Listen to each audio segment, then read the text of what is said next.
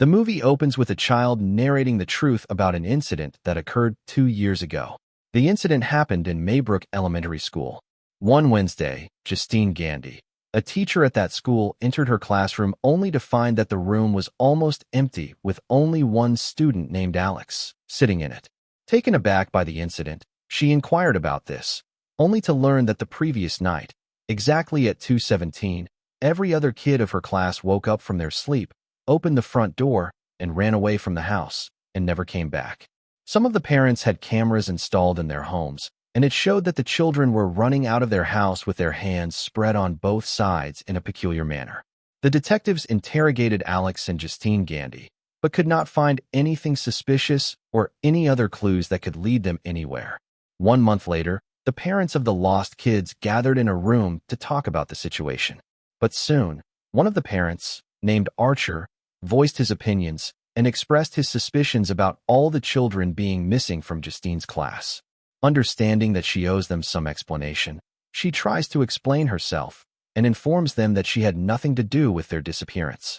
But this justification does not sit well with the parents, who demand that she be locked up until she speaks the truth. Principal Marcus interrupts and, sensing that the parents are acting out of grief, ends the debate and sends Justine home. To get relieved off her burden, she buys some alcohol and heads home. Just as she was about to take some rest, she hears banging on her front door. Assuming that someone has come to harm her, she arms herself with a knife and heads out to confront the person. She finds no one, but to her shock, finds out the word which painted on her car. Next morning, she visits Marcus and he requests her to keep her distance from Alex, and also asks her to take a short leave. The scene shifts to Donna's husband, Paul, who is a police officer and is patrolling the neighborhood while on duty. He sees a man named James trying to break into a building, and hence turns on the sirens and orders him to stand down. But James tries to avoid being caught, and hence tries to flee, despite the warning. This leads to a chase, and Paul eventually catches up to him. But as soon as Paul searches his pockets, his fingers get pierced by a needle. This infuriates Paul, and he impulsively punches James on the face. After sterilizing the wound, he realizes that the dash cam on his car was on, and it has recorded his assault on James. To avoid any further consequences, he lets James go, but only after warning him not to report this incident to the police station. After getting back to his senses, James tries to unlock the cars parked nearby, and luckily finds one of the car doors unlocked. Seizing this opportunity, he steals a child's backpack and goes to a pawn shop to sell it. To his amazement, the shop owner refuses to pay him in return for such things, and James is forced to leave from there, empty-handed. To gain some quick and easy cash, he roams around the neighborhood, and his eyes fall on Alex's house. He decides to knock on the door, but no one answers. Thinking that this house may be abandoned, he breaks into the house and steals some spoons. He moves on to another room only to find Alex's parents sitting on the couch in a catatonic state. At first, he is shocked at seeing them, but later understands that both of them are unresponsive to anything going around them. This gives him the chance to search the entire house, and hence he moves into the basement. This is when he finds out that the place is full of little children standing in an awkward manner. To understand what is going on, he moves towards the children, and this is when they suddenly turn towards him. This scares him so much that he runs away from there and tries to escape the house. But before he could do so, Alex's parents get up from the couch and start chasing him. He escapes their grasp by the skin of teeth and successfully carries the stolen spoons with him. He takes his loot to the pawn shop and gets paid $100 for it. But soon, his eyes fall on the missing posters of the children. The poster also mentioned the reward of $50,000 to the person who can give information about the missing children. Being in need of money, he immediately calls the police station and informs about his discovery of the missing children. They ask him to visit the police station physically and give them the details. Justin meets with Paul, and we understand that he is her ex-boyfriend. At a bar, they have a heart-to-heart conversation, and Paul advises her to not take everything and everyone's comments personally. She asks about his wife Donna, and he responds that his relationship is going downhill. Justine orders a drink for him, but Paul denies, and we get the hint that he had previously suffered from drinking problems. One thing leads to the other, and the two end up getting intimate. Next morning, while traveling together, Paul assures her that they are actively investigating the missing children case and will soon find a lead. But this does little to convince Justine. She drops him at his office and returns to the school. Post that, she follows the school bus and reaches Alex's home. She tries to contact Alex and his parents in order to get some answers, but no one answers the door. She tries to enter through the back door, but notices that all the windows are covered with newspapers. This sparks her interest and she peeks through a gap, only to find two people sitting awkwardly inside the room. This creeps her out, and she returns to her car. She informs Marcus about this incident, who again warns her not to visit Alex's house again.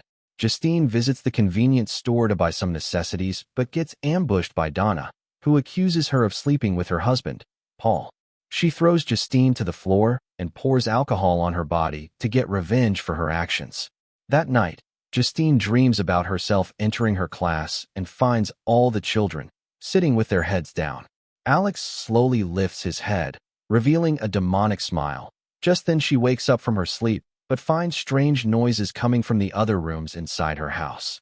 But just as she was about to lie down again, she sees another horrific figure on the ceiling and freaks out.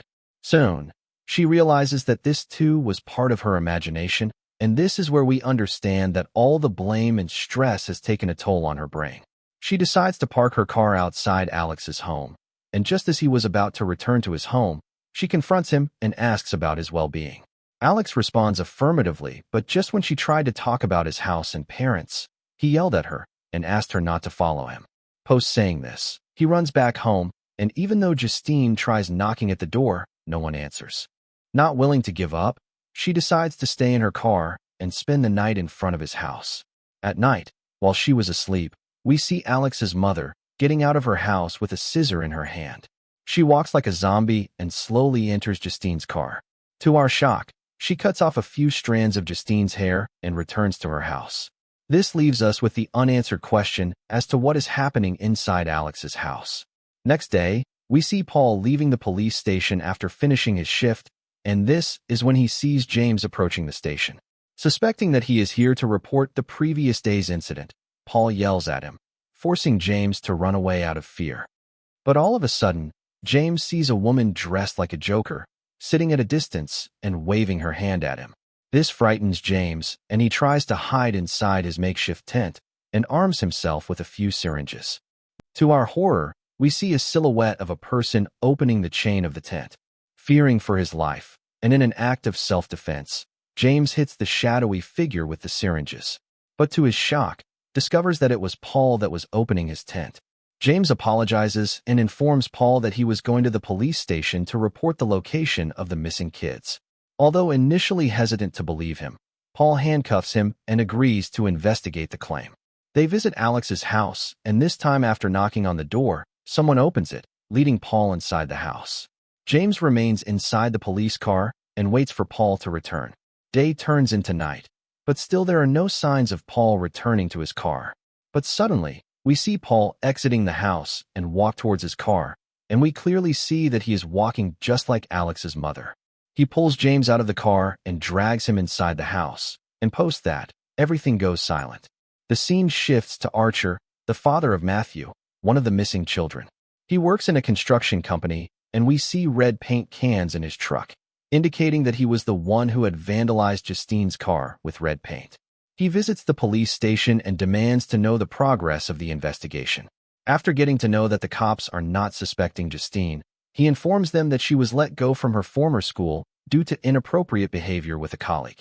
He insists that she get arrested, but the chief of police does not agree with his opinions, making him even more frustrated. That night, he dreams of the fateful day when his son along with the other children ran away from their homes. In his dream, he sees his son heading into the darkness of the night and sees a silhouette of an assault rifle in the sky with the time 2:17 written on it.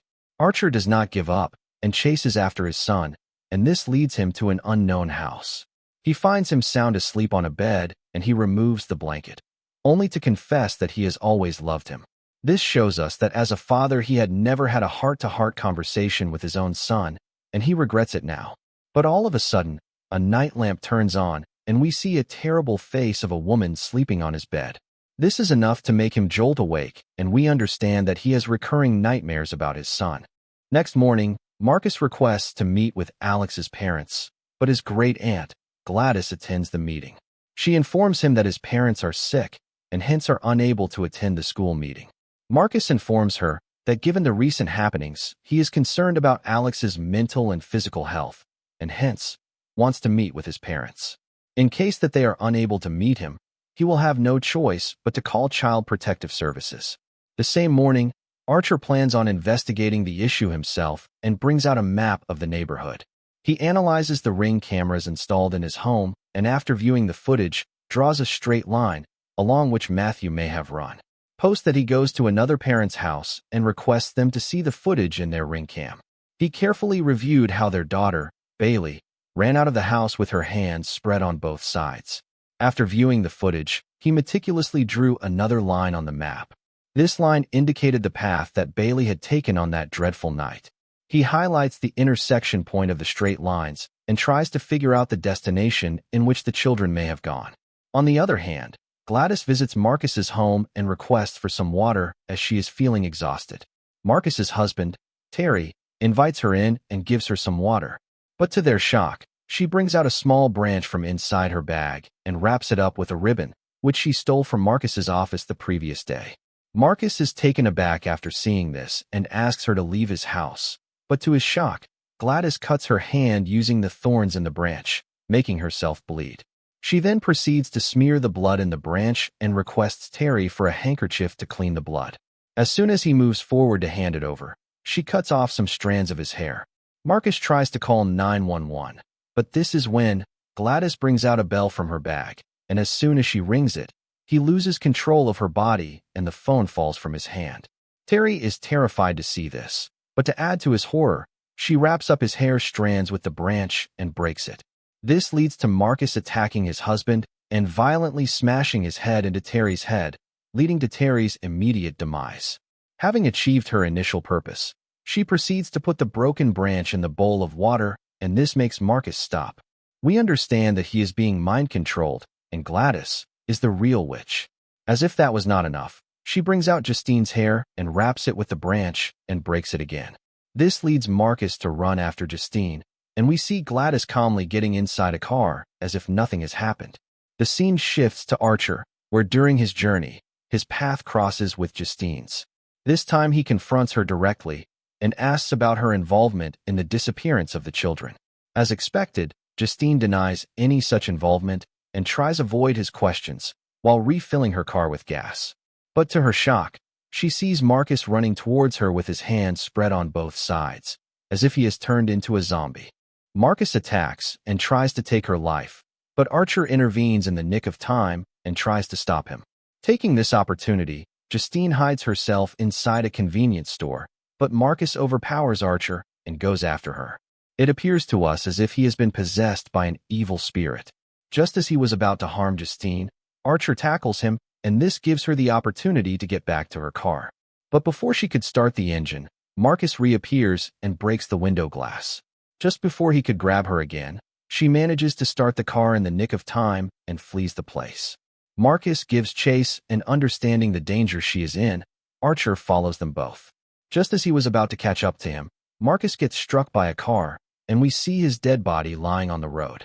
Post this, Archer and Justine meet again and discuss about Marcus, who looked like a weapon, especially a heat-seeking missile, locked onto a target. He shares his findings with her, and upon seeing the map, she realizes that the house at the intersection of the straight lines belongs to Alex. Here in a flashback, we are shown that a few days before the kids went missing, Alex was traveling with his father, and he informs Alex that his great-aunt, Gladys, will be visiting them. The family is not that fond of her, but still decide to take her in, as she is family. Gladys arrives at their house, and we see that she is too sick to even get up from her bed. Next day, after finishing his school, Alex is left puzzled as his father did not arrive to pick him up. Hence, he decides to walk to his home. Upon his return, he witnesses his parents sitting strangely at the table, and when asked about it, they do not give a clear reply. It is at this time when Gladys appears and assures him that his parents are all right and are only resting. Refusing to believe this, he splashes a glass of water in his father's face, but even this does not produce any response. Here we understand that she has somehow managed to drain their life force and transfer it onto herself, giving her the strength to walk freely. Next morning, at breakfast, he sees his parents in the same state, and Gladys asks him not to tell anyone about his parents' behavior. In order to make sure that the boy does not open his mouth, she pierces her finger using a thorn of a branch and smears her blood all over it. Post this, she breaks it, and immediately, we see Alex's parents stabbing themselves with forks. Alex tries to stop them, but to no avail. Seeing the little boy on the verge of breaking down, she puts the branch on a bowl of water, and this makes both of them stop. Abiding by her rules, Alex goes to the classroom and does not talk to anyone about what's going on in their house. That day, Gladys asks Alex to fetch soup from the market and feed it to his parents, in order to keep them alive. She adds that she has drawn lines at several places inside the house with salt, and orders him not to cross them. Alex abides and does as he is told. At night, he finds Gladys sitting in a circle of candles, and this is when she asks him for a favor. She informs him that she is very sick, and if he is able to bring some belongings from each of his classmates and give it to her, she will feel much better, and post that she will leave their house. Just as expected, Alex goes to his school the next day and takes something from everyone's box and brings it back home. That very night, exactly at 2:17, we see Gladys perform a spell with the objects brought by Alex, and as soon as she rings the bell, we see all the children coming out of their house and enter Alex's residence without saying even a single word. This explains everything that has happened until now, and we understand that Gladys is the one behind everything. Alex was given the responsibility to bring soup from the market and feed each of his classmates and his parents. Back at present, we see Justine and Archer waiting outside Alex's house, and they see the police car that Paul was driving. Back inside the house, we see Paul and James standing in a catatonic state, and we understand that they too have fallen prey to Gladys's magic. Understanding that as a cop has gone missing, the authorities will surely come for more investigation. She orders Alex to pack his belongings so that they can move out the next day. Alex notices Justine's car parked outside his home, and he understands that they may fall in danger.